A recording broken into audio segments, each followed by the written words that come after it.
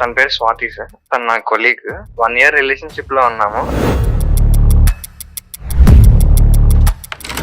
కొంచెం ప్రపోజ్ చేసింది తనే వచ్చి. నేను ఫుల్ స్టాక్ నేర్పించాను. సుమారుగా ఎంత ఖర్చు పెట్టావు ఆ అమ్మాయి మళ్ళీ తన లైఫ్ లో ఇలా మంచిగా సెటిల్ అవడానికి? ఒక 5 లక్షలు శాలరీ వచ్చే స్థాయిలో ఎదగటం గురించి మీరు ఎంత ఖర్చు పెట్టుంటారు? ఒక 6 lakhs అలా సార్. అయ్యో బాబోయ్. మీరు మంచోళ్ళు, ప్రపంచం అంతా ఇంతే మంచిగా ఉంటుందని అనుకుంటారు. మీ కుర్రకారు అంతా కూడా దాన ధనబాలు జోబులు బొక్కలు పెట్టుకుని డబ్బులంతా ఇస్తారు.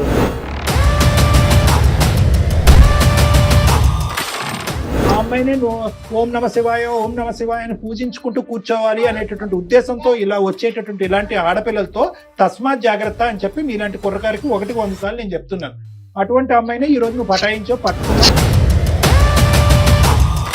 ఇప్పుడు ఒకటి, ఇవన్నీ నాకేంటి సార్ క్లాస్ పీకుతున్నారు ఆ అమ్మాయిని అడగకుండా అంటే కనుక నీకే పీకాలి క్లాస్. జాబ్ వస్తే నాకు జాబ్ వచ్చినట్టు ఫీల్ అయ్యా. నువ్వు సక్సెస్ అయితే నేను సక్సెస్ అయినట్టు ఫీల్ అయ్యా. ఇప్పుడు నా టాలెంట్ వచ్చి నేను చేసినవి నువ్వు ఫీల్ అయ్యేదేంటి? వాళ్ళు ముందు నీ ఫ్యామిలీ బరువే ఎక్కువైపోయింది నీకు. మళ్ళీ నన్ను తెచ్చిపెట్టుకుని ఏం చేద్దామని ముందు వాళ్ళ బరువు వదిలించుకో. వాళ్ళు కావట్లేదు, చావాలా బతకాలి అర్థం కావట్లా. నీ ఇష్టం, అది నీ డెసిషన్. సెటిల్ అవటం అంటే ఏంటో నాకు ఒక్కసారి డిఫైన్ చేయమ్మా. నాకు అస్సలు అర్థం కాదు ఈ సబ్జెక్టు. నాతో ఈక్వల్ అయినా పర్లేదు, నాకన్నా ఎక్కువైనా పర్లేదు. ఈ కోర్స్ చేసేస్తే నాకు 5 లక్షలు ఉద్యోగం వచ్చేస్తుంది, తర్వాత నేను నట్టెట్టు ముంచేస్తానని చెప్పావా? ఇప్పుడు ఆ మగాడిని ఇప్పుడు టిష్యూ పేపర్ కింద వాడుకుని రోడ్డు మీద వదిలేసి ఇప్పుడు ఆడు పిచ్చోడు అయ్యాడట్టున్నాడు. ముందు చూపు ఉండాలి, కానీ ఇంత ముందు చూపా? వాళ్ళు రేపొద్దున కనేటటువంటి పిల్లల్ని కూడా మీ ప్యాకేజ్ అంటారా అప్పుడే కంటామంటారా? నీకున్న ఇన్ని కండిషన్స్ కి ప్రపంచంలో ఎవ్వడు దొరకడమ్మా నీకు. నువ్వు అట్లా రిక్వెస్ట్ చేయమ్మా. నువ్వు ఇంకెవరు చూసుకుంటారు బాబు? అమ్మ తల్లి రిక్వెస్ట్ చేయమని. ఏం మాట్లాడుతున్నావురా నాయన? ఏంటంటే కనుక స్వార్థం, అహంకారం ఇది.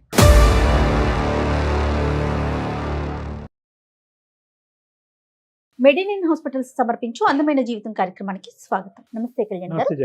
కళ్యాణ్ గారు, జీవితం ఎప్పుడు ముందుకు సాగిపోవాలి. మనం వెనకకి చూడటం అనేది కరెక్ట్ కాదేమో. ఎత్తుపల్లాలు ఉంటాయి, మంచి చెడులు ఉంటాయి, సంతోషాలు ఆనందాలు అన్నీ ఉంటాయి. అన్నిటినీ యాజ్ ఇట్ ఈజ్గా తీసుకోవటమే కదా అందమైన జీవితం. కానీ ఇది అన్ని సందర్భాల్లో సాధ్యమా అంటే క్వశ్చన్ మార్కే పెట్టుకోవాలేమో. సమస్య ఉన్నవాడికే తెలుస్తుంది ఆ సమస్య యొక్క తీవ్రత అనేది. ఎట్లా ఉందంటేనండి, ఏదో మనం పైకి ఒక 2 మెట్లు ఎక్కాలి, దానికి ఎవరిదో సహాయం తీసుకుంటాం. తీరా ఎక్కేసిన తర్వాత నువ్వెవరో నేనెవరో, ఇదే మనం ప్రస్తుత సమాజంలో చూస్తూ ఉన్నాం. ఇది మాటల వరకు చేతల వరకు ఉంటే పర్వాలా, దీనివల్ల జీవితాలనే ఆపేసుకొని నా జీవితం ఇంతటితో ఆగిపోతుంది అనే సిచ్యువేషన్కి తెచ్చేసుకుంటున్నారండి. మనీ అనే ఒక అతను మనకి మెయిల్ చేశారు. ఇదే కాన్సెప్ట్ టోటల్గా. నేను చేసింది తప్ప లేకపోతే కరెక్టా అంటే సహాయం చేశాను ఆ కోణంలోకి తీసుకెళ్ళాడండి. ఆయన స్టోరీ అంతా కూడా ఆ టైప్లో ఉంది. సో ఇమీడియట్గా ఒకసారి మీతో మాట్లాడిద్దాం అనిపించింది. తప్పకుండా కాల్ చేస్తానండి. మనీ అండి పేరు. తెలుసా మేడం పీతలు? తెలుసండి. అవి ఎలా ఎక్కుతాయి తెలుసా? రాయి మీద సముద్రం అలలను తట్టుకోవటానికి ఒక క్రాబ్, ఒక పీత దాన్ని వీపు మేంచి దీన్ని కిందకి నెట్టి దాని మీద ఎక్కుతుందండి. ఓ రైట్. మనీ గారండి, ఎవరు? నమస్తే అండి. నేను జయాని అందమైన జీవితం ప్రోగ్రామ్ నుంచి కాల్ చేస్తాను. Hi money. మనకు డాక్టర్ కళ్యాణ్ చక్రవర్తి గారు ఉన్నారు. ఒక్కసారి మీ సమస్య ఏంటి అనేది ఒకసారి డీటెయిల్ గా మాట్లాడండి మనీ. ఏంటన్న సమస్య ఏంటి చెప్పు మనీ. నీ వయసు ఎంత? మీరు ఎక్కడ ఉంటారు? ఏం చేస్తూ ఉంటారు? నా ఏజ్ 27 సార్. సాఫ్ట్వేర్ జాబ్ అండి, ఎంఎన్సీ కంపెనీలో వర్క్ చేస్తున్నారు. You are not married? Engagement అయింది. అదే మొత్తం నీ బాధ ఏంటి అనేటటువంటిది మొత్తం అంతా వివరంగా చెప్పినా. అంటే నాకు చాలా బాధ్యతలు ఉన్నాయి సార్. అంటే మా ఫాదర్ కి కొంచెం హెల్త్ ఇష్యూస్ ఉన్నాయి. సో ఆయన పని చేయలేరు, నేనే చూసుకోవాలి. నన్ను చదివించినందుకు వాళ్ళకి చూసుకోవాలి కదా. ఇంట్లో బాధ్యతలన్నీ నా మీదే ఉంటాయి. అంటే తమ్ముడు చిన్నవాడు, చదువుకుంటున్నాడు తను. ఇవన్నీ నేనే చూసుకోవాలి. అండ్ ఇంట్లో ఫాదర్ బాగా టాబ్లెట్స్ అని అవన్నీ అన్ని నేనే చూసుకోవాలి. నా మీద ఉంటది. ఇంకా ఈఎంఐస్ అని అవన్నీ చాలా ప్రెషర్ ఉంటది. ఇవన్నీ ఒక మధ్యతరగతి కుటుంబంలో ఉండేటటువంటి సాధక బాధకాలు ఇవన్నీ మాకు అర్థమైంది. నీ జీవితంలో ఉండేటటువంటి ప్రవేశించినటువంటి ఈ అమ్మాయి ఎవరు, ఎలా పరిచయం అయింది? తన పేరు స్వాతి సార్. తను నా కొలీగ్. 1 year రిలేషన్షిప్ లో ఉన్నాము. అంటే తను జాయిన్ అయిన కాడ నుంచి కొంచెం ప్రపోజ్ చేసింది తనే వచ్చి. అంతా బాగానే జరుగుతుంది. అయితే తన జాబ్ పోయింది సడన్ గా. జాబ్ పోయిందా? పోయింది సార్. అయ్యో. అంటే రీసెంట్ గా కొన్ని ఐటీ కంపెనీస్ లో ఈ జాబ్స్ తీసేశారు. అదేలే, ఎక్కువ అదేలే. సాఫ్ట్వేర్ కంపెనీస్ ఎక్కువ. అదేలేండి, రిసెషన్స్, లే ఆఫ్. ఆ. ఓకే. అవును సార్. అయితే తనకి వేరే కంపెనీలో రిఫర్ చేశాను సార్ నేను. ఉమ్. తనకి జాబ్ వచ్చింది. ఒక 3 lakhs వచ్చింది సార్ మంత్లీ. అయితే తనకి నేను ఫుల్ స్టాక్ నేర్పించాను. కోర్సు మీరే ఆ. నేర్పించారు. అవును సార్. ఓకే. నేర్పించి తనకి అప్పుడు ఇంకా కొంచెం Hike పొజిషన్ మారిన తనకి మంత్లీ 5 lakhs వచ్చింది సార్. ఓ సూపర్ Job. సూపర్. దాంట్లోనే కొంచెం వేరే పొజిషన్. ఓకే. ఎంత టైం పట్టిందన్న ఈ మొత్తం ప్రాసెస్? అంటే నీ అమ్మాయి జాబ్ పోయిన కాడి నుంచి ఈ కోర్స్ నేర్చుకున్న తర్వాత మళ్ళీ ఇంకో జాబ్ వచ్చేంత వరకు ఎంత టైం 5 పట్టింది? 5 months సార్. 5 months. సుమారుగా ఎంత ఖర్చు పెట్టావు ఆ అమ్మాయి మళ్ళీ తన లైఫ్ లో ఇలా మంచిగా సెటిల్ అవడానికి? ఒక 5 లక్షలు శాలరీ వచ్చే స్థాయిలో ఎదగటం గురించి మీరు ఎంత ఖర్చు పెట్టుంటారు? ఒక 6 lakhs అలా సార్. అయ్యో బాబోయ్. అంటే సేవింగ్స్ అవి. నువ్వు ఎప్పుడు అనుకోలేదా నా గురించి అది ఖర్చు పెట్టుకుంటే కనుక నాకు అంటే లే, ఆబ్వియస్లీ అలా ఇలా అనుకుంటాను సార్. మరి అంటే ఏంటి నా అంత wife- గొప్పతనం ఆ అమ్మాయిలో ఏం వైఫ్ చూసావు? అనుకున్నా, ఎంగేజ్మెంట్ చేసుకున్నాను వైఫ్ అనుకున్నాను కదా. ఎంగేజ్మెంట్ అయిపోయిన తర్వాత ఇంకా ఆటోమేటిక్ గా భార్య అనేది. అవునులే, నేను అడగటం కూడా తప్పే, కానీ హెడ్ ఆఫ్ ద ఫ్యామిలీగా నువ్వు ఫస్ట్ ఎదిగి అవును, తర్వాత తన ఒక స్థాయిలోకి రెస్పాన్సిబిలిటీ వచ్చిన కూడా నాదే తర్వాత కదా సార్. ఇంకా ఏనన్నా తన రెస్పాన్సిబిలిటీ కూడా నాదే కదా సార్. ఇంకా కరెక్టే Good. నీ రెస్పాన్సిబిలిటీ కూడా నీదే. ఈ 6 లక్షలతో పాటు మీ కుటుంబానికి నువ్వు ఏమేం చేసి ఉండేవాడు అనే రెస్పాన్సిబిలిటీ కూడా నీదే. అంటే నేను అనే పాయింట్ ఏంటంటే సర్లేండి అవన్నీ తర్వాత మాట్లాడుకుందాం. ఆ అమ్మాయి చాలా హర్షించిందా? హ్యాపీ ఫీల్ అయిందా? చాలా హ్యాపీ సార్, ఇద్దరం హ్యాపీ. ఉమ్. అయితే 6 months తర్వాత మ్యారేజ్ అని ఫిక్స్ చేశారు. ఓకే. అయితే అవ్వలేదు సార్, 1 year అయ్యింది అది. 1 6 year months అయింది. gap, 6 నెలల్లో 1 year అవ్వనటువంటి పెళ్లి ఇప్పుడు సంవత్సరం అయింది. అవును సార్, సంవత్సరం కారణం అయిపోయింది. కారణం ఏంటి? ఏంటని అడిగితే ఏం చెప్పలేదు సార్. ఫోన్ లిఫ్ట్ చేస్తే చెప్పు ఏంటి. కాదు, ఇంకా అసలు ఇది అవుట్ ఆఫ్ క్వశ్చన్ అంటుందా, చూద్దాంలే వెయిట్ చేయాలా అంటుందా? అలాగే సార్. అంటే రెస్పాండ్ అసలు నా కాల్స్ కి రెస్పాండ్ అవట్లే. అడుగుతుంటే మ్యారేజ్ చేసుకోవాలి కదా ఈ టైం కంటే, లేదు కొంచెం టైం పట్టిద్ది అని చెప్పి మాట్లాడుతుంది. చూద్దాంలే. వాళ్ళ తర్వాత తల్లిదండ్రుల చేద్దాం. దగ్గర నుంచి కూడా ఏం రెస్పాన్స్ రావట్లే. వాళ్ళ నాన్నగారిని అడిగితే ఏమన్నారంటే అమ్మాయి ఇలా సెటిల్ అవ్వాలని చెప్పింది అని చెప్పేసి అంటున్నారు. ఎవరు సెటిల్ అవ్వాలట? నేను సెటిల్ అవ్వాలనుకున్నా. మీరు ఆహా, సెటిల్ తను మీరు సెటిల్ అయ్యాక డాక్టర్ అమ్మాయి గారు. సెటిల్ అయ్యేటట్టు చేశారు కదా. ఈ అబ్బాయి కష్టపడి చదివించాడు, అమ్మాయి సెటిల్ అయిపోయింది. ఇప్పుడు ఆ అబ్బాయి సెటిల్ అవ్వాలని వాళ్ళ పేరెంట్స్ కి చెప్తోంది. అంతేనమ్మా మని? అంతే సో అంతే మ్యామ్. బాగుంది. వాళ్ళ ఇంట్లో సెటిల్మెంట్ యొక్క డెఫినేషన్ మనందరం కూర్చొని ఒకసారి మాట్లాడుకోవాలి. అంటే ఎన్ని లక్షలు వస్తే సెటిల్ అయినట్టు. సరే, సో తల్లిదండ్రులు అయితే ఈ పాట పాడుతున్నారు. అట్లీస్ట్ స్వాతి ఏమన్నా కరెక్ట్ గా చెప్తుందో నీతో? లేదు సార్, తను కూడా నువ్వు సెటిల్ అవ్వాలి కదా, నీ శాలరీ చూసుకో ఫస్ట్, మీ ఇంట్లో పేరెంట్స్ చూసుకుంటావా, మీ తమ్ముని చదివించుకుంటావా, ఎన్నెన్ని బాధ్యతలు నీకు, అవన్నీ తగ్గిన తర్వాత అప్పుడు మ్యారేజ్ చేసుకుందాం అన్నట్టు అదే మాట్లాడు. నీ బరువు తన భారం అవుద్దని చెప్పి భయపడింది మహాతల్లి. సర్లే కానీ మరి మీ పేరెంట్స్ వాళ్ళ పేరెంట్స్ తో మాట్లాడలేదా? ఇదేమన్నా పిల్లల వ్యవహారమా, లేదు. బొమ్మలాట? లేదు సార్, పేరెంట్స్ మాట్లాడుకున్నారు సార్. ఏమన్నారు?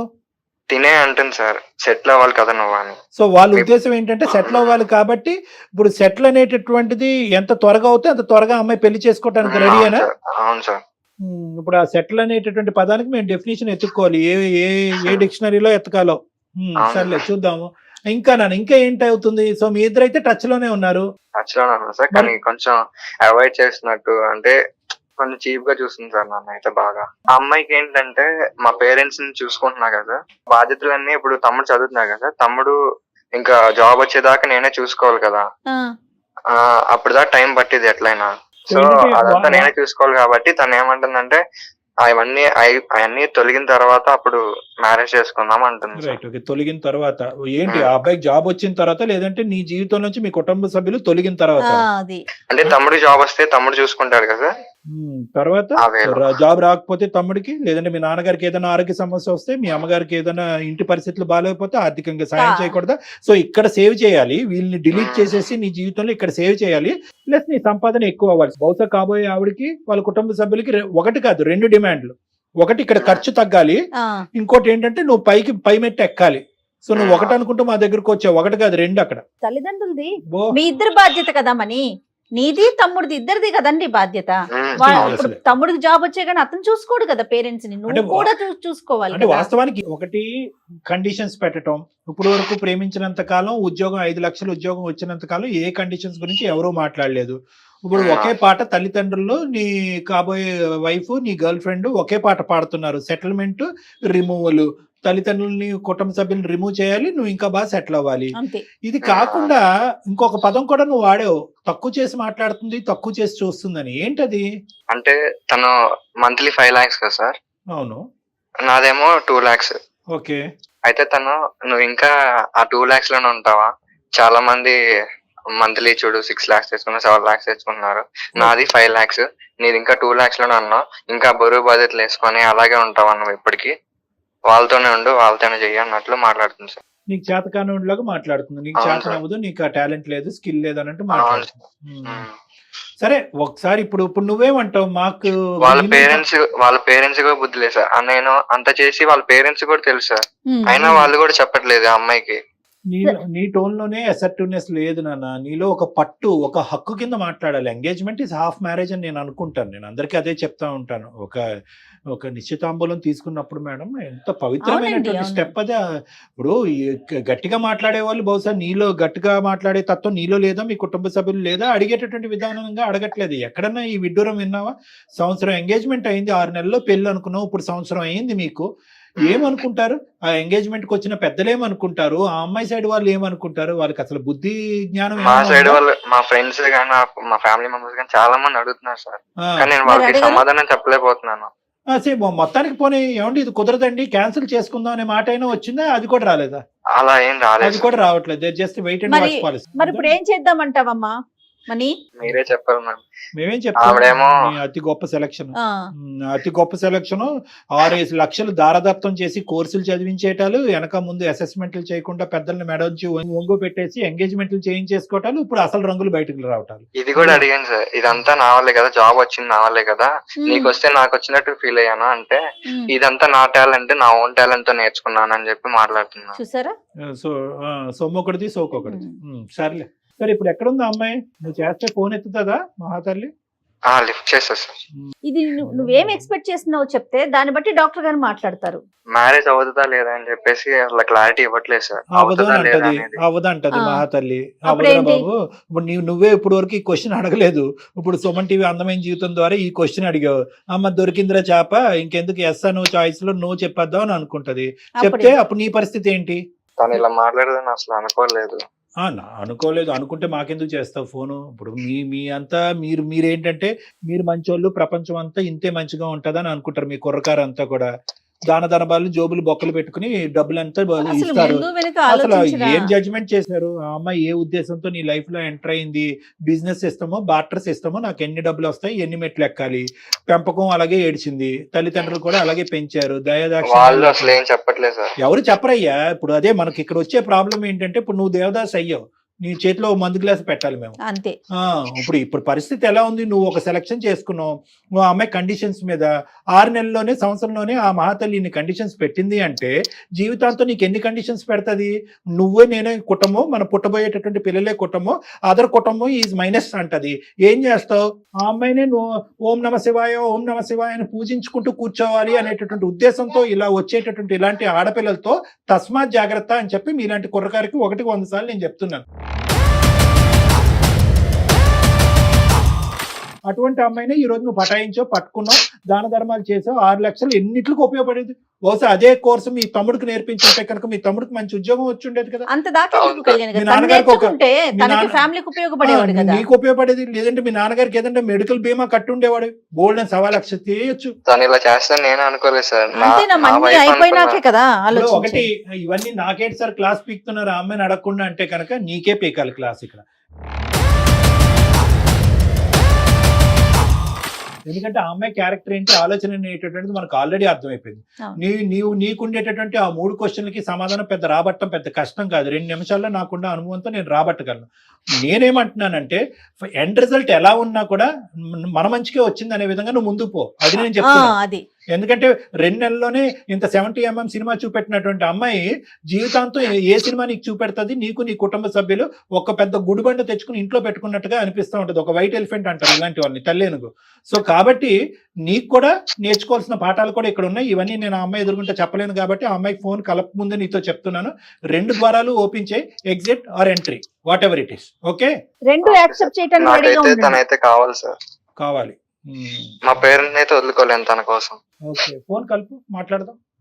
ఏమని పేరు మేడం? స్వాతి. స్వాతి అంటండి. The person you are speaking with has put your call on hold. Please stay on the line. Hello చెప్పమని. అమ్మా తిన్నావా? నువ్వు ఏంటి మ్యారేజ్ గురించి? ఆలోచించకండి, నువ్వు సెటిల్ అయినా చూద్దాంలే. చెప్పా కదమ్మా, అదే మ్యారేజ్ అయిపోయిన తర్వాత చేస్తానని. మ్యారేజ్ అయింది సెటిల్ అయ్యేదేంటి? సెటిల్ అయితేనే మ్యారేజ్. ఇప్పుడు నువ్వు రెస్పాన్సిబిలిటీస్, తమ్ముని చదివించాలి, అమ్మని చూసుకోవాలి, నాన్నని చూసుకోవాలని ఆ 2 lakhs నువ్వు అవి చేయాలంటే ఇంకా మ్యారేజ్ చేసుకుని ఏం చేద్దామని? ముందు సెటిల్ అవుతా, తర్వాత చూద్దాంలే అవన్నీ. అలా అనుకోమ్మా, నీ జాబ్ వస్తే నాకు జాబ్ వచ్చినట్టు ఫీల్ అయ్యా, నువ్వు సక్సెస్ అయితే నేను సక్సెస్ అయినట్టు ఫీల్ అయ్యా. ఎలా తీసుకోగలమ్మా నేను?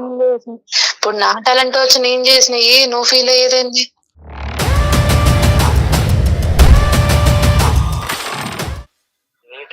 అంటే నేనే హెల్ప్ చేయలేదంటావా? ఒక రెజ్యూమే పంపించేసి సెట్ చేసేసినట్టున్నా నన్ను. రెజ్యూమ్ అంటే కోర్స్ ఇవన్నీ నేర్పించింది అదంతా నువ్వు నేర్పించే దాంట్లో ఉండదు, నువ్వు నేర్చుకుని పర్ఫార్మ్ చేసే దాంట్లో ఉంటది. ఇప్పుడు ఏమంటామ్మా మ్యారేజ్ గురించి?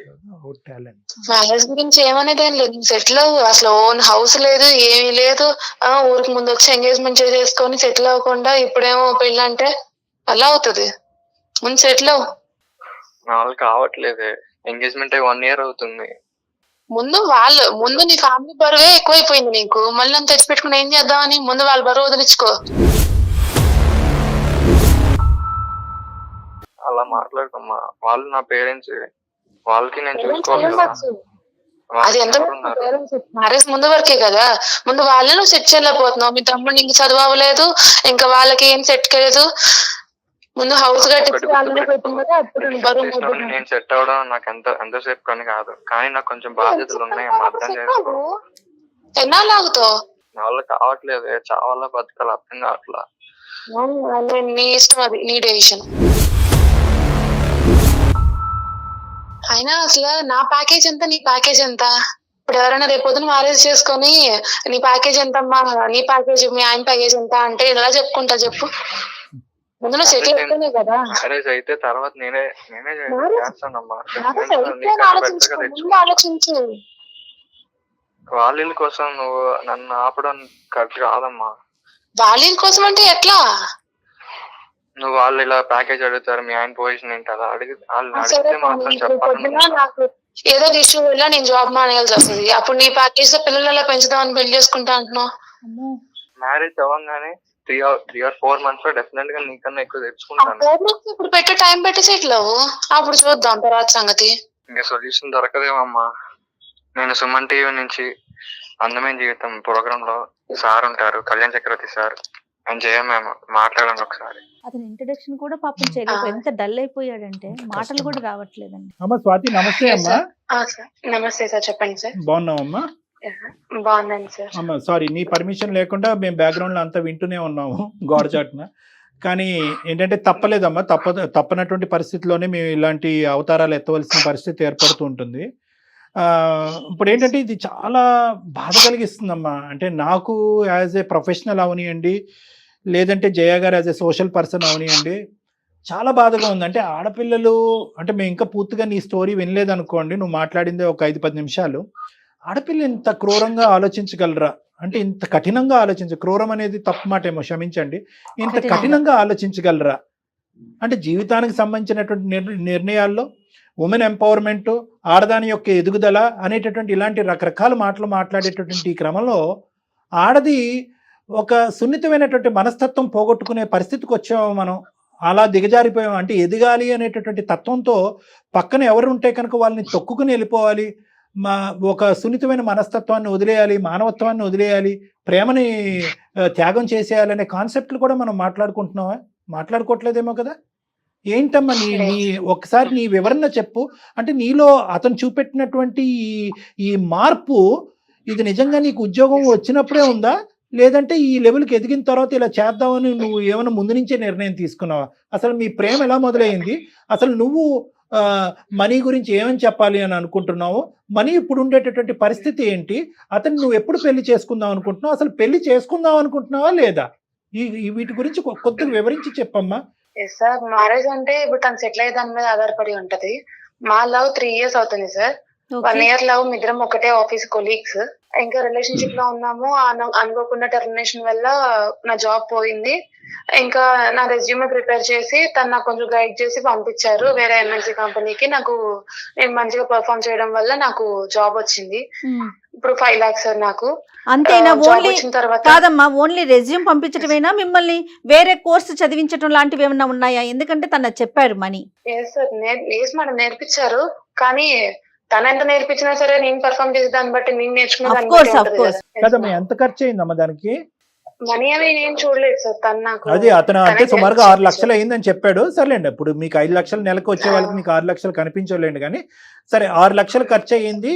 తను చేయవలసినటువంటి కోర్సో లేదంటే తన తమ్ముడు చేయించవలసినటువంటి కోర్సో, ఇలాంటి రకరకాల ఆప్షన్స్ కూడా పక్కన పెట్టి ఎంగేజ్మెంట్ అయిన తర్వాత నేను ఆల్రెడీ ఆ కుటుంబంలో ఒక సభ్యురాలుగా యాక్సెప్ట్ చేసి నేను ఒక భారీగానే ట్రీట్ చేస్తూ అందరికీ లేనటువంటి ఒక గొప్ప, బహుశా మీ జీవితాన్ని మర్చిపోలేనటువంటి ఒక గొప్ప బహుమతి నీకు ఇచ్చాడు అన్నట్టుగా మాకు వినిపించింది.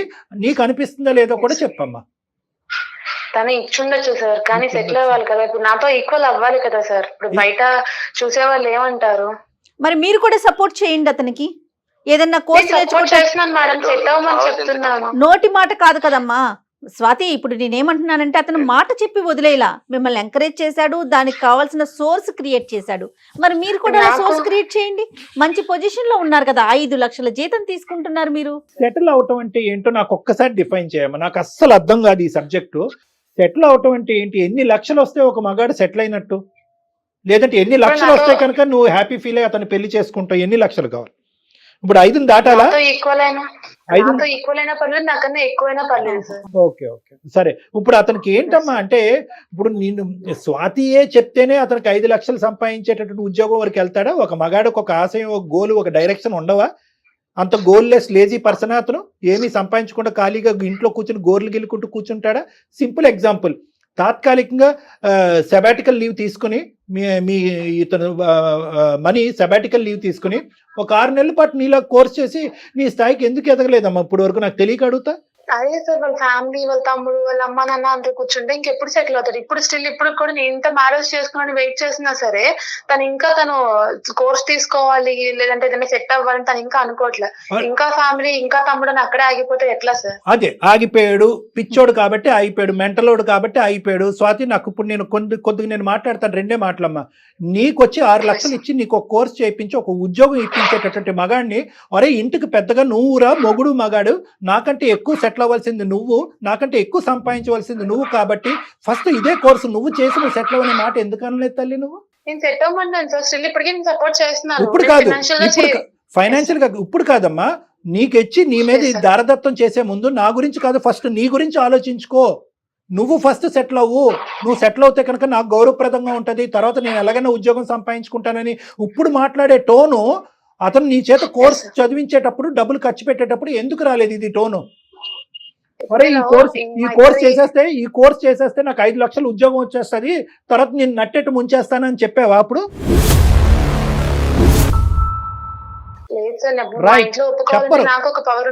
చెప్పరు, మీరు చెప్పరు. ఎందుకంటే మీకు కావాల్సినవన్నీ ఆ దో అనే మాట నేను అన్నగాని మీకు కావాల్సినవన్నీ కూడా తీసేసుకున్న తర్వాత ఇప్పుడు ఆ మగాడిని ఇప్పుడు టిష్యూ పేపర్ కింద వాడుకుని రోడ్డు మీద వదిలేసి ఇప్పుడు ఆడు పిచ్చోడు అయ్యాడట్టున్నాడు.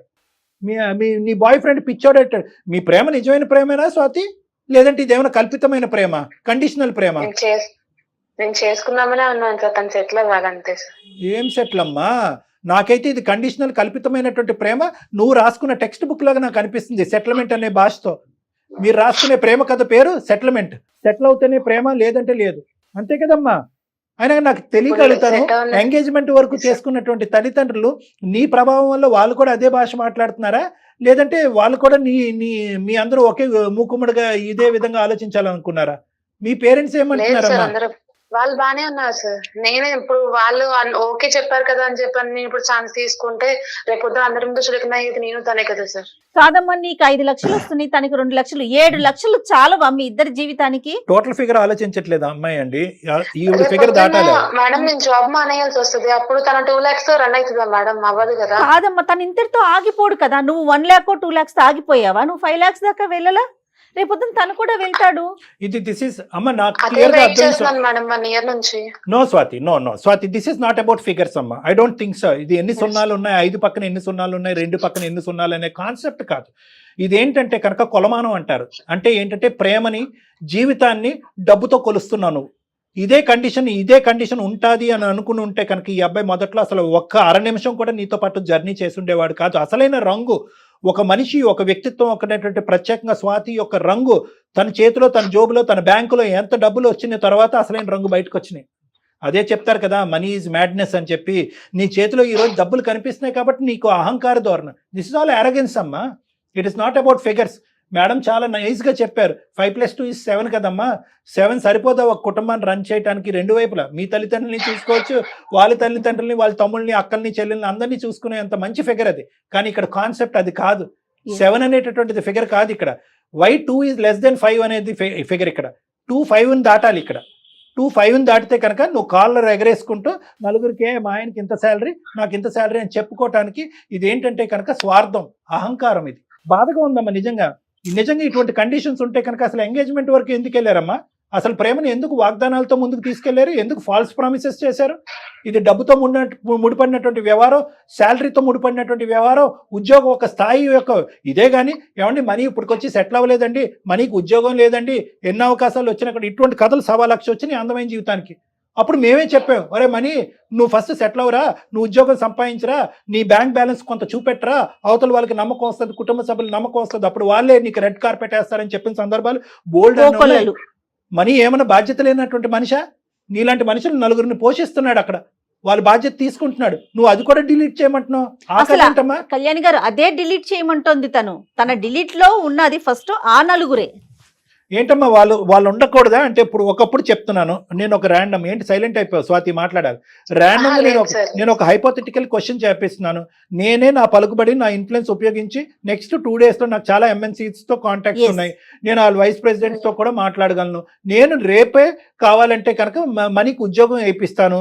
5 లక్షలు కాదు కదా, 6 లక్షలు వచ్చేటట్టు చేస్తాను అతను CV, అతను లేదంటే నా పలుకుబడి ఉపయోగించి. మరి తర్వాత ఏంటి? నెక్స్ట్ ఎజెండా ఏంటి నీది? మీరు రెడీనా మరి?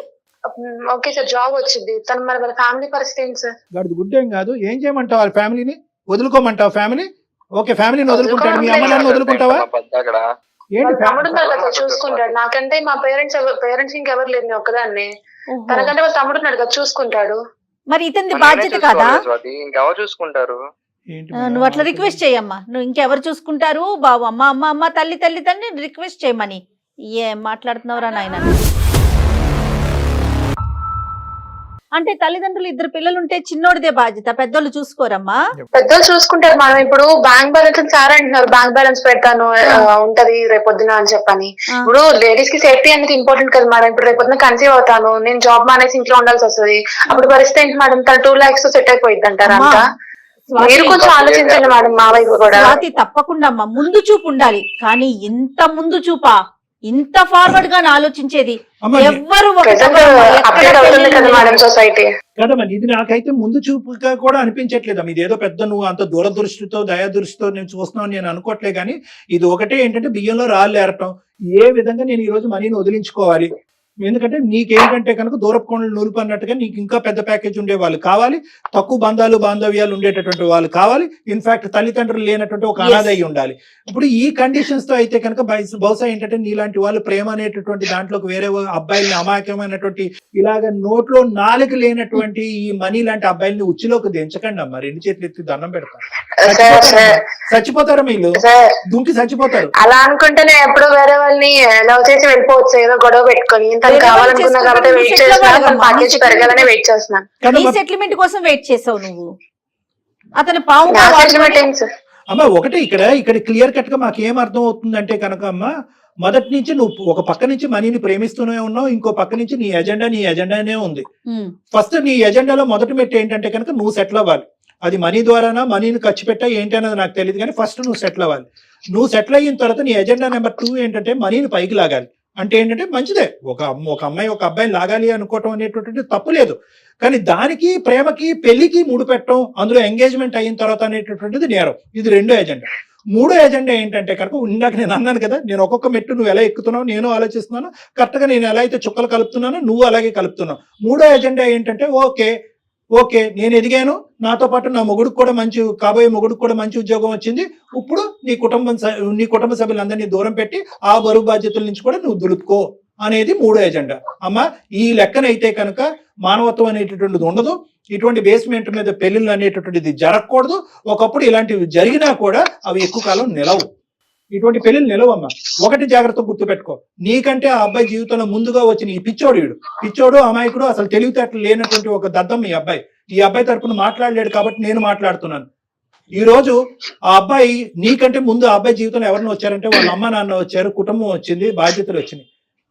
ఈ రోజు ఈ విషయం ఇటువంటి ఘాటైనటువంటి మాటలు నువ్వు చెప్తున్నావు అనేటువంటిది ఆ కుటుంబ సభ్యులకు తెలియదమ్మా. వాళ్ళకి తెలిస్తే కనుక తూర్పు తిరిగి దండం పెట్టి పొమ్మంటారు నిన్ను. నీకున్న ఇన్ని కండిషన్స్ కి ప్రపంచంలో ఎవ్వడు దొరకడమ్మా, నీకు ఏ మగపిల్లాడు దొరకడు నువ్వు పెళ్లి చేసుకో. ఒకప్పుడు దొరికిన జయ గారు, ఒకప్పుడు దొరికిన నువ్వు ఒక టోపీ వేస్తే వాడు నీకు 2 టోపీలు వేసి పెళ్లిలో దూరుతాడు. ఆ తర్వాత ఆడ అసలు సిసలైనటువంటి రంగుల తర్వాత కనిపిస్తే అప్పుడు మళ్ళీ మా అందమైన జీవితం నువ్వు ఫోన్ చేస్తావు, సార్ ఇలాంటి వాడు నన్ను బక్రా చేశాడు సార్, నాకంటే ఎక్కువ ప్యాకేజ్ అని చెప్పి మోసం చేశాడు, నాకంటే పెద్ద ఎంఎన్సీ కంపెనీ అని చెప్పాడు, నాకంటే గొప్ప కుటుంబం అని చెప్పాడు. ఇలాంటి బక్రాలు చాలా మంది, ఇలాంటి వాళ్ళు చాలా మంది మా దగ్గరకు వస్తున్నారమ్మా. ఇప్పుడు ఇంత చాలా బాధ్యతలు నిర్వహిస్తున్నాడు, పెళ్లి కాకముందే నీ సెటిల్మెంట్ గురించి ఆలోచించాడు, నిన్ను ఇంతగా ప్రేమిస్తున్నాడు, ఇంతకన్నా మంచి లక్షణాలు ఉన్న అబ్బాయి నీకు దొరుకుతాడమ్మా? అందుకనే వెయిట్ చేస్తున్నాను మేడం.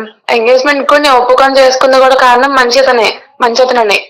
అమ్మా అక్కడి వరకు బానే ఉంది స్వాతి, ఎంగేజ్మెంట్ చేసుకున్నావు, పెళ్లి చేసుకోవాలనుకున్నారు 6 నెలల్లో, అది ఒక పవిత్రమైనటువంటి ఒక ప్రక్రియ.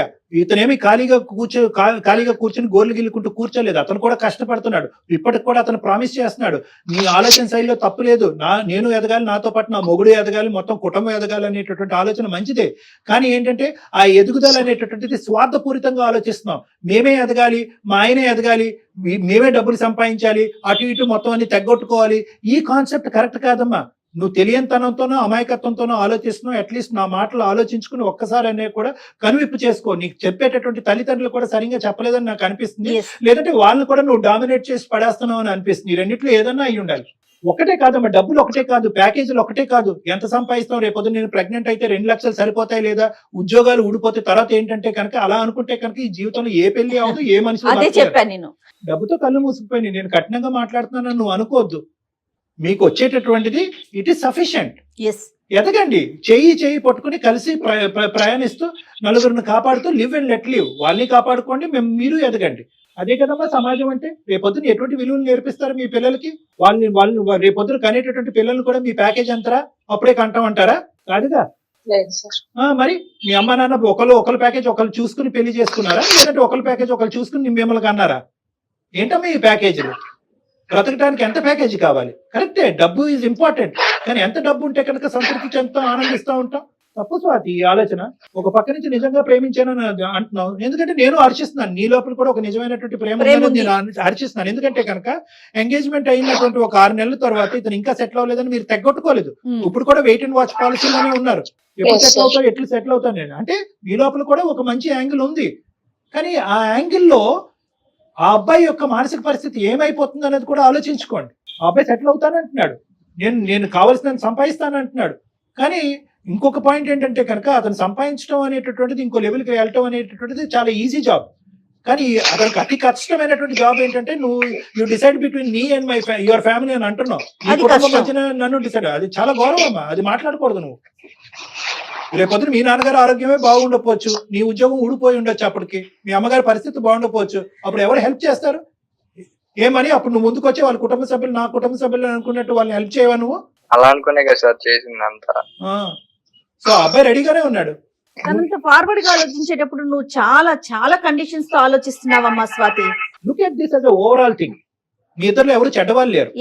అతను ఒక 10 రూపాయలు సంపాదిస్తే నేను ఇంకో 10 రూపాయలు సంపిస్తారు, ఇద్దరు కలిపి 20 రూపాయలు. ఆ 20 రూపాయలు కుటుంబాన్ని ఎలా కాపాడతాయని చూపెట్టుకోండి. అంటే 10 అంటే 10, 20 అంటే 20 కాదు, నేను ఊరికి ఎగ్జాంపుల్ గా చెప్తాను. ఆ విధంగా చూసుకోండి. అదే కదా కుటుంబం అంటే, అదే కదా గొప్ప. ఒకటి మోస్ట్ ఇంపార్టెంట్ కావాల్సింది ఈ రోజుల్లో పెళ్లిలో చూడవలసింది ఏంటంటే ప్యాకేజీలు, ఉద్యోగాలు, స్థాయిలు కాదమ్మా. ప్రేమ ఆప్యాయత ఉందా? ఇద్దరు పర్సనాలిటీస్ మ్యాచ్ అవుతున్నాయి, ఇద్దరు ఆలోచన శైలి మ్యాచ్ అవుతుంది, ఇద్దరు కుటుంబాలు కలుస్తున్నాయి Yes. లేదా? ఈ ఈ ప- ఈ ఈ మాట మాత్రం మనం గట్టిగా మాట్లాడాలి. ఈ కాన్సెప్ట్స్ మీద ముందుకెళ్ళండి అమ్మా.